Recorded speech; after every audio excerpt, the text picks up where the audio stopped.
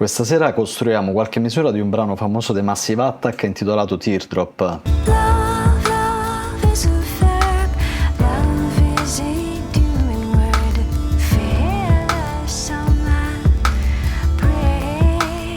Partiremo ovviamente dal pattern ritmico di batteria per poi costruirci sopra il pianoforte e alcuni degli altri synth presenti nel brano.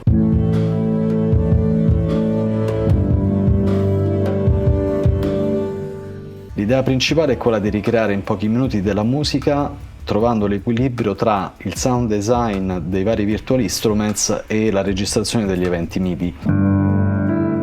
Andiamo intanto a fare una lista degli strumenti che ho utilizzato. Come master keyboard sto utilizzando una Complete S88 della Native Instruments e come interfaccia audio sto utilizzando una Arrow 2 canali della Universal Audio. Come DAW principale sto utilizzando Cubase Pro 12 di Steinberg. Partendo dalla batteria, i suoni utilizzati sono il modulo di Drum Lab, sempre di Native Instrument, gestito dal player Complete. Per il pianoforte principale ho utilizzato il modulo The Gentleman, sempre di Native Instrument. Ho aggiunto un'altra parte di pianoforte, in particolar modo per le ottave, questa volta ho utilizzato The Free Orchestra di Project Sam. Poi a seguire ho combinato due synth che suonano la stessa parte facendo layering di due suoni diversi, il primo preso da Retro Machines MK2, l'altro suono preso dal Mark I della Scarby, quindi il piano elettrico. Ora andiamo ad ascoltare singolarmente questi moduli sonori per capire come si presentano.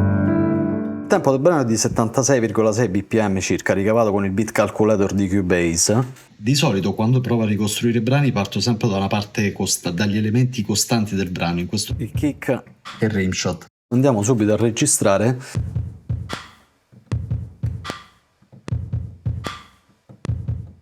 Abbiamo realizzato queste prime 4 misure, come vedete 1, 2, 3, 4. Andiamo, prima di duplicarla, andiamo a aprire l'editor del MIDI. Vado a quantizzare, vuol dire mettere in griglia, allineare con il tasto Q. Proviamo a 16esimi e ok. Vado a duplicarle diverse volte per andarmi a creare una base di kick e rimshot. Vado a lavorare un po' di sound design all'interno dell'interfaccia del modulo sonoro, cioè di DrumLab. Ho scelto un suono abbastanza secco del kick che si può miscelare tra un suono più acustico e un suono più elettrico. Ok, abbiamo diversi parametri e poi una sezione di destra per quanto riguarda i compressori.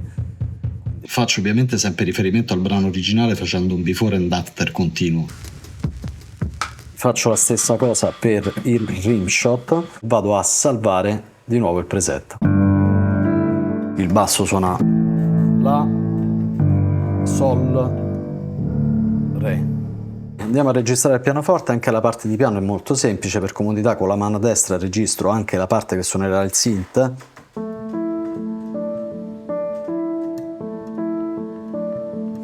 Che dovrebbe essere un harpsichord. Sentirete che è un piano molto caldo, profondo, molto risonante.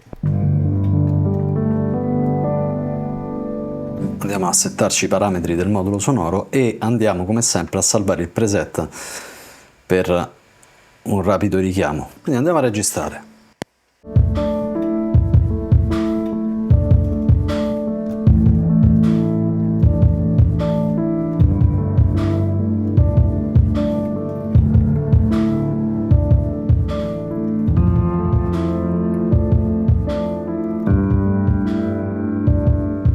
Vado ad aggiungere un'altra parte di pianoforte in basso, qui vedete piano 2, per andare a rinforzare queste basse. Questa volta la libreria l'ho preso dal Free Orchestra, Project Sam,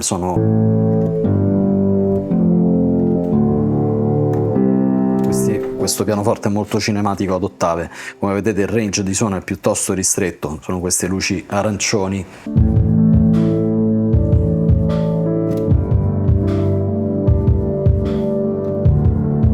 Potremmo andare ovviamente anche a miscelare, utilizzando il mixer, i suoni dei due pianoforti.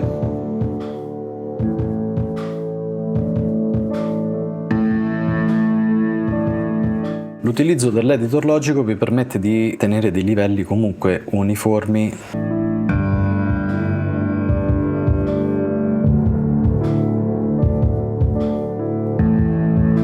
Quindi mentre andiamo avanti chiaramente abbozziamo anche un minimo di mix. Mi duplico questa parte, riapro l'editor, cancello la parte sottostante. Ho scelto un suono di un synth particolare che si avvicinasse all'harpsichord dal Retro Machines MK2, andiamo a sentire.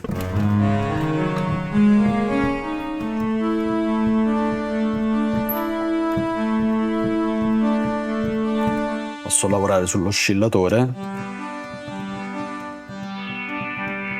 o sul cut-off.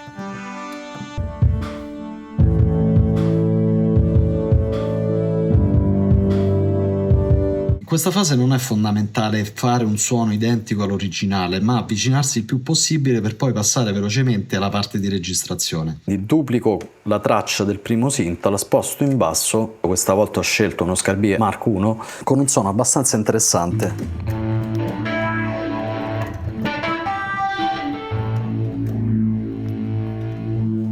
Abbastanza sporco, che potesse aggiungersi al suono precedente. Questa duplicazione crea un suono più completo, oltre che un qualcosa di simile ad una compressione parallela. Lascio esattamente gli stessi eventi MIDI e miscelo i suoni a piacimento, ma li tengo sempre nel mix.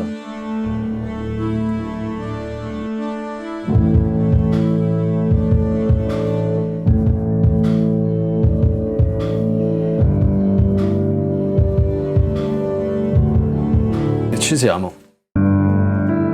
Uno dei vantaggi di avere i brani in griglia è che mi permette di sperimentare con altri VST. C'è un interessante strumento chiamato West Africa che mi dà dei pattern ritmici abbastanza interessanti di congas.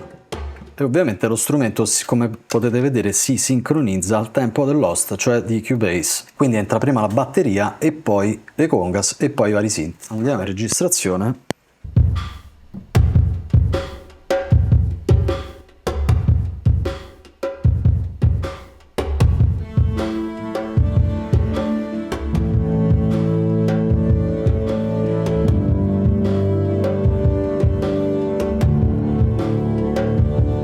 Direi che il risultato sonoro non è male, probabilmente riterrei un po' più giù nel mix.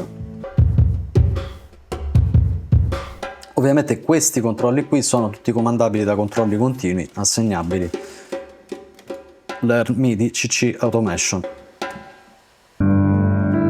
Infine procedo a un missaggio sommario utilizzato il mixer di Cubase. Come vedete qui ho toccato un po' di equalizzazione, ho aggiunto soltanto dei riverberi a convoluzione sulla traccia di batteria, dargli una room un po' più grande, e la stessa cosa ho fatto sui due synth. E sul master out ho inserito un Universal Audio, un Teletronics, una riproduzione dell'LE2A che è veramente uno strumento eccezionale, penso che non abbia bisogno di presentazioni.